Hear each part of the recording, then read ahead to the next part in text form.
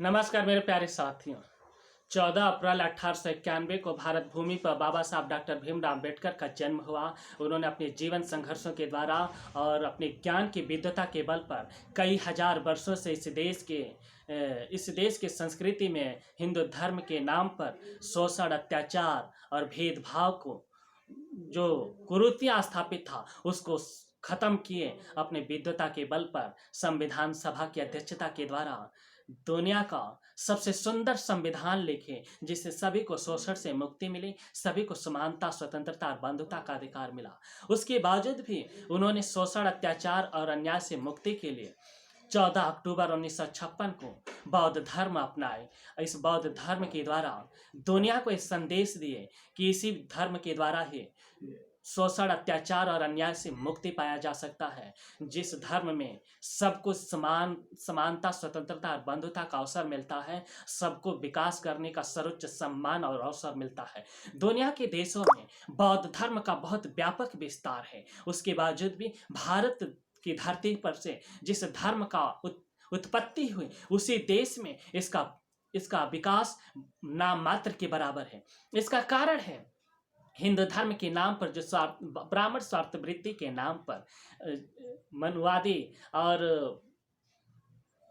ब्राह्मणवादी विचारधारा के लोगों ने इस देश में बौद्ध धर्म को विकसित नहीं होने दिया। तो हम सभी को उतना ही शक्ति के साथ ब्राह्मणवाद को खत्म करने के लिए, मनुवाद को खत्म करने के लिए बौद्ध धर्म के विचारधारा का विकास करना होगा। तभी जो है कि देश को शोषण, अत्याचार और अन्याय से मुक्ति के लिए सदा सदा के लिए मार्ग जो है कि निर्मित बनाए रखा जा सकता है। न कि सिर्फ बहुजन समाज का इससे कल्याण होगा, बल्कि संपूर्ण देश का कल्याण होगा। क्योंकि जब संपूर्ण देश का समाज शोषण और अत्याचार से मुक्त होगा और विकास करने के मार्ग पे आगे बढ़ेगा, तो राष्ट्र शक्तिशाली बनेगा। वर्तमान में भाजपा सरकार के द्वारा निजीकरण बहुत तेजी से किया जा रहा है। हम आपको बता दें कि 76 साल के आज़ादी के इतिहास में हमारे देश के सभी राजनेता महापुरुषों ने देश के संसाधनों को विकसित करने के लिए, बहुजन समाज को नहीं, संपूर्ण समाज को विकसित करने के लिए जो है कि राष्ट्रीयकरण किया गया। लेकिन वर्तमान भाजपा सरकार के द्वारा निजीकरण के कारण न कि सिर्फ बहुजन समाज के हक अधिकार का पतन हो रहा है, बल्कि राष्ट्र के विकास का भी पतन हो रहा है। वर्तमान भाजपा सरकार के द्वारा आरक्षण के खात्मा, पदोन्नत में आरक्षण का खात्मा, समस्त अधिकारों और हक का जो है कि पतन किया जा रहा है।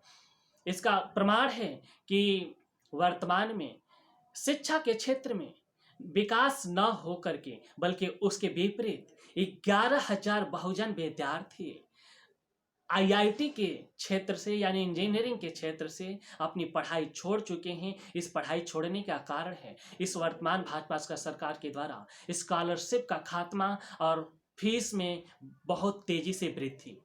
ये तो सिर्फ आईआईटी के सिर्फ एक क्षेत्र का आंकड़ा है। देश के सभी क्षेत्र के आंकड़ों का तो बहुत बड़ा संख्या होगा, जिसका आप अनुमान लगा सकते हैं। उसके बाद भी 76 साल के इतिहास में जितना ज़्यादा बहुजन समाज के विद्यार्थी अपनी शिक्षा के वंचित होने की वजह से, फीस वृद्धि की वजह से, स्कॉलरशिप के खात्मे की वजह से जितना आत्महत्या नहीं किए, उतनी आत्महत्या इस भाजपा सरकार में हुआ है, जो बहुत गंभीर चिंता का विषय है। और दूसरी तरफ एनसीआरबी रिपोर्ट के डाटा के मुताबिक, सरकारी आंकड़ों के मुताबिक, वर्तमान भाजपा सरकार में धार्मिक, जातिवादी, ब्राह्मणवादी, मनुवादी हिंसा के कारण बहुत बड़ी संख्या में बहुजन समाज के लोगों की हत्या हुई है। ये सिर्फ बहुजन समाज के लिए संकट का विषय नहीं है, ये सांप्रदायिक हिंसा और हक अधिकार का पतन संपूर्ण राष्ट्र के विकास का पतन है। अगर देश को महाविनाश से बचाना है, तो बहुजन को अपने हक अधिकार को बचाने के लिए, भाजपा सरकार को सत्ता से हटाने के लिए अपने वोट को सही जगह इस्तेमाल करिए और भाजपा सरकार को वोट ना दे करके उसको सत्ता से बेदखल करना होगा। और हम सभी को ये दो संकल्प अवश्य लेना चाहिए कि भाजपा सरकार को सत्ता से हटाना है और ब्राह्मणवाद, मनुवाद, शोषण, अत्याचार से देश को बचाना है।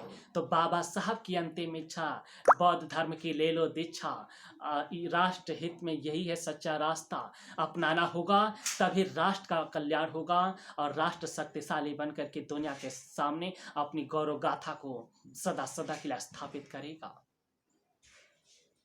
आज बाबा साहब की जयंती पर आप सभी लोगों को हमारा यही अंतिम संदेश था। इस संदेश को अपने जीवन में संकल्प के साथ पूरा करने के लिए, संघर्ष करने के लिए जागरूक होइए।